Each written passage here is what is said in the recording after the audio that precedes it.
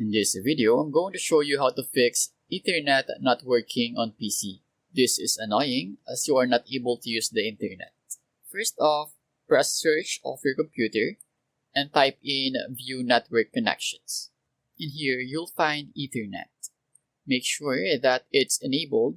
So if you go and right click on your Ethernet and you see the option for enable, click on it and then see if that solves the problem. The next thing you want to do is right click on it and press properties. In here, double click Internet Protocol version 4. Make sure both of these is set to obtain IP and obtain DNS automatically. And press OK. Press OK again and go and see if that solves the problem.